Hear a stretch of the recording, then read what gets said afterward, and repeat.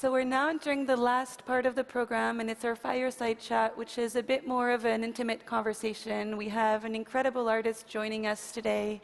So he's not going to be here on the circle stage with me, but he's connecting through video here. Hello, Nick.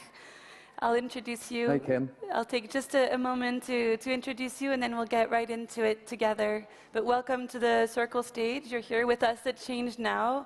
I have you on a few screens, so if I'm not looking directly into your eyes, it's because you're all around me. And this is Nick Brandt, and he's concluding the session with us. He's a British photographer currently living in California. And he's put his talent to raise awareness on wild animals extinction in East Africa and got interested in the root cause of mass extinction. In 2010, Nick Brandt co-founded the Big Life Foundation, a nonprofit in Kenya, Tanzania that employs more than 300 local rangers, protecting 1.6 million acres of the Kilimanjaro ecosystem.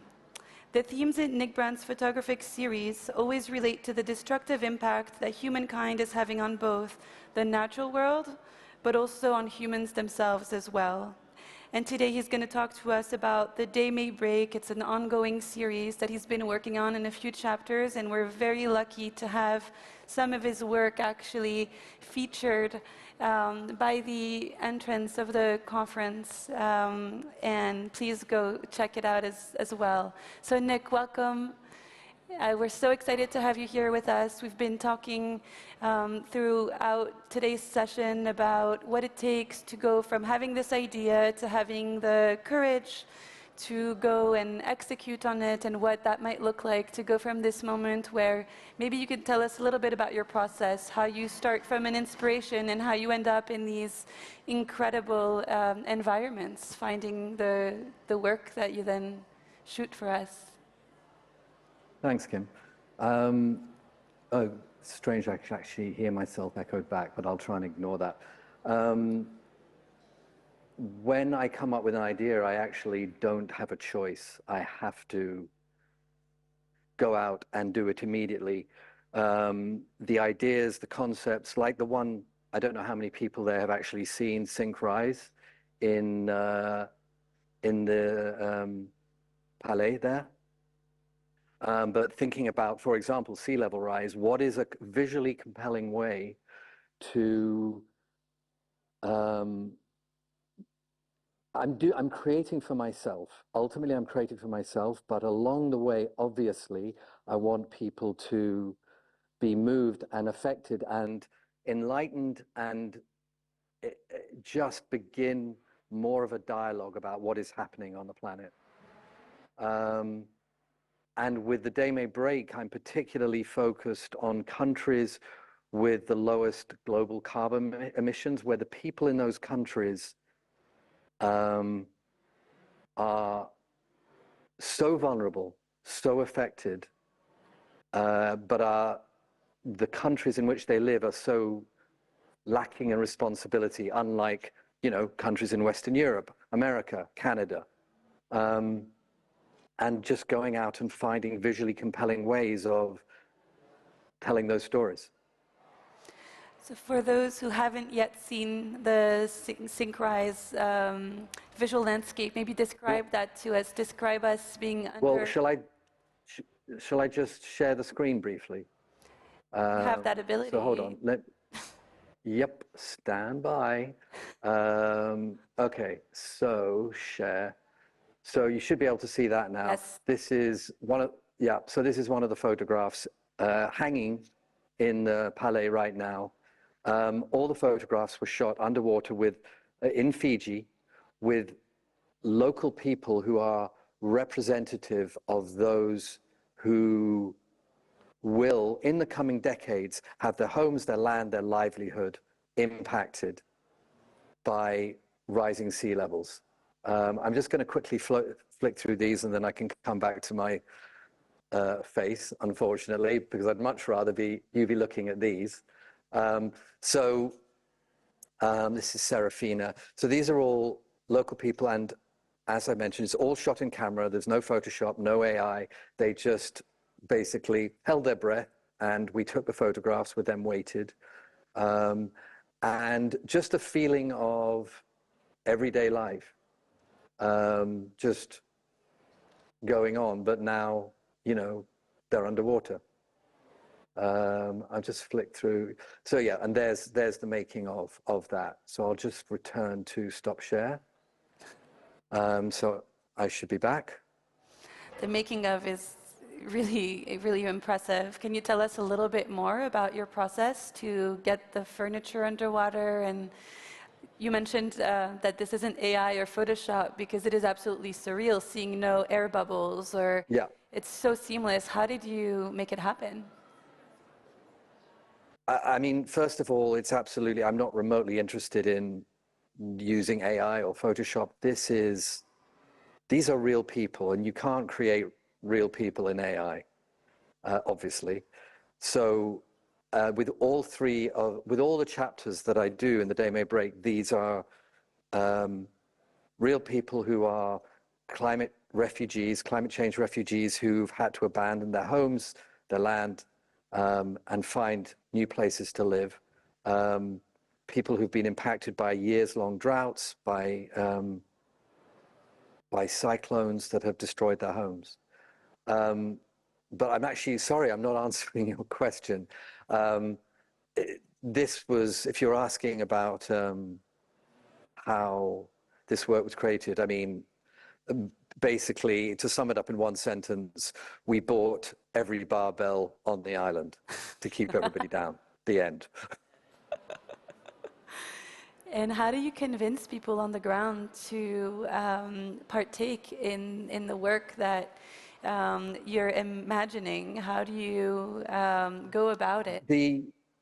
Well, the thing is that what's very touching is that when you speak to the people involved, and I'm just going to share the screen again a second for other chapters, and I'll flick through them quickly. Hold on, share screen, go to that, share, okay. So I'm just moving on to another chapter, stand by. Okay, so this is from chapter 1 in Kenya. And here is an example of Alice and Stanley, the two people on the right who were forced to abandon their homes due to years of extensive drought in northern Kenya. What I keep hearing over and over from everybody, which is both sad and, you know, touching, is they say, thank you for hearing our stories. Thank you for seeing us.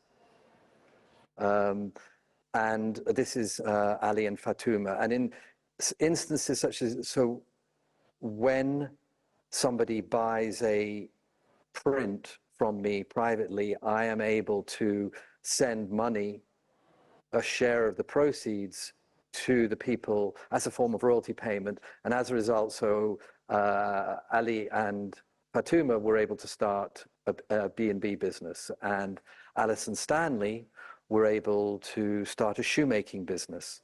So it has a positive impact on the actual people as well.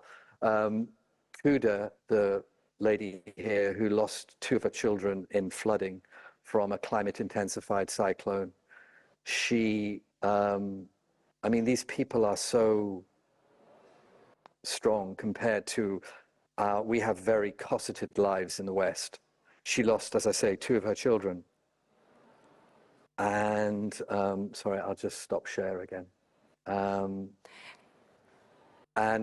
She had tears rolling down her face, describing what had happened. Sorry, I'm just trying to minimize the window so I'm not looking at myself. And at the end, she switched from Shona, her native language, into English and said, "But don't worry about me. I'm fine now. My life is like a ripened banana." By which I think she meant she was ready to live again. And if one of us had lost 2 of our children, and she had a miscarriage as well from the flooding, we would crumble. So there is I'm generalizing obviously to a degree, but there is a a strength that comes from lives that are lived much harder than for most of us in the West.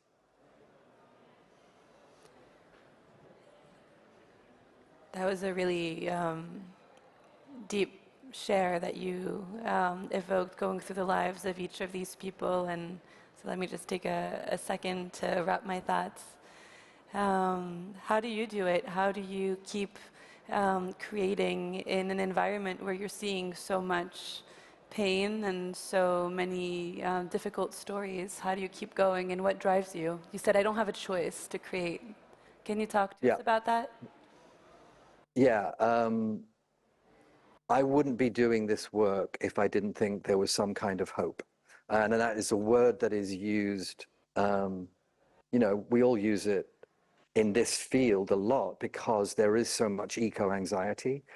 Things do seem really dark, but we can all mitigate the damage. We can all do something. I always come back to, if Greta Thunberg, at the beginning, one young girl alone on a street in Stockholm with a placard, can within a very short space of time, without any influence initially, impact millions of school kids around the world, then all of us in our own way can do something. And if we can, because, and a phrase that I always use, it's better to be angry and active than angry and passive. That being angry and active galvanizes us. It gives us focus, it gives us energy, and therefore gives us hope. It stops us sinking into despair. And so when I look at so many young kids who are kind of understandably, justifiably feeling this sense of eco-anxiety to the point of a sense of, what's the point? The point is everybody in their own way. You just have to, you know what? Stop buying vegetables that are sprayed with pesticide that contributes to the insect apocalypse. Stop buying food that's one-use plastic. Just, you know, I mean, I can go on and on with the list, but just as examples. So that's what keeps me going. Thank you. Thank you so much, Nick Brandt. We're actually out of time today for this session, but thank you for sharing this and for ending on this note that gives us some place where to put our fire. I loved what you shared about being angry and active, and having that action come in the form of art, in the form that can truly carry stories in a way that nothing else can. So thank you for being here with us today. Well, thank you for having me. Thanks, Kim. And we'll wrap up our session now. Please go see Nick Brandt's work at the entrance. Take a peek. You saw it on the screen, but it's nothing like seeing it in person. And thank you very, very much for being here with us tonight.